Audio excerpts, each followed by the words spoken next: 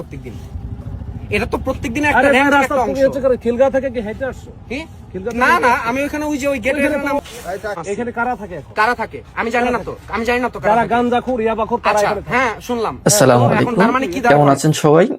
আমরা বেশ কিছুদিন ধরে দেখতেছি যে ঢাকা সরোয়ার্দী উদ্যান সহ বিভিন্ন জায়গায় মাদক বিরোধী অভিযান চলতেছে।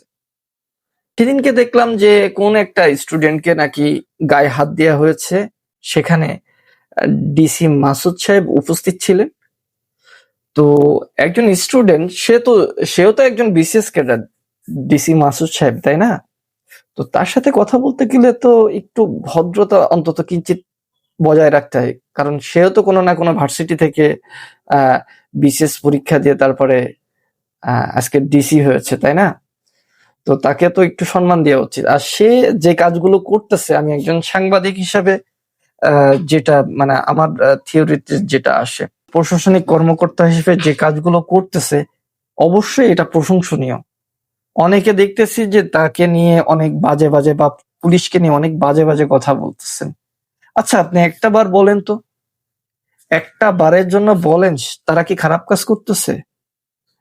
আমি সরোয়ার্দী উদ্যানে অনেক গিয়েছি, অনেক নিজের চোখেই দেখেছি, যে অনেকে মাদক সেবন করতেছে, মানিব্যাগের ভিতরে কি পেপার টেপার পাওয়া যায়, গাঁজা টাজা খায়।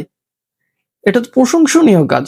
আর মাদক যখন দমন করে মানুষ, এটা কি নরম হাতে বলে যেরকম ফুলের গোলাপ নিয়ে যে ভাই তুমি যে নেশা করো না, এটা কখনো পরে? তা প্রশাসনিক কাজ তাকে দায়িত্ব দেওয়া হচ্ছে, সে যথেষ্ট পরিমাণে নিষ্ঠার সাথে পালন করতেছে। এটা তো ফাজলামের কিছু না রে ভাই। মাদক কখনো দমন করার জন্য মিষ্টি মুখে কখনো বলা যায় না। যাদের পরিবারে একজন করে মাদক সেবনকারী আছে, একমাত্র তারাই বোঝে যে একটা মাদক সেবন একটা পরিবারের সন্তান হোক বা পরিবারের কর্তা হোক বা মেয়ে হোক, যদি সেবন করে তাহলে সেই পরিবারটাকে কতটুকু কষ্ট করতে হয়, এটা একমাত্র তারাই বোঝে। সুতরাং এই ডিসি মাসুদ বা পুলিশকে নিয়ে সমালোচনা করা বন্ধ করেন। তারা যা করতেছে অতি উত্তম কাজ করতেছে। আপনারা মানে ভালো কাজ করলেও আপনারা বদনাম দেবেন, আবার খারাপ কাজ করলেও বদনাম দেবেন, এটা কোনো কথা না।